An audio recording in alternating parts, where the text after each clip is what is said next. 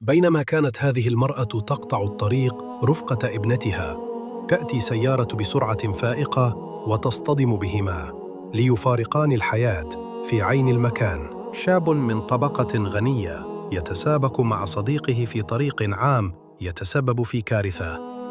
الحكم استغرق 3 سنوات، والقضية خرجت للرأي العام، وتعاطف الكثير من الناس مع الشاب فقط لأنه وسيم.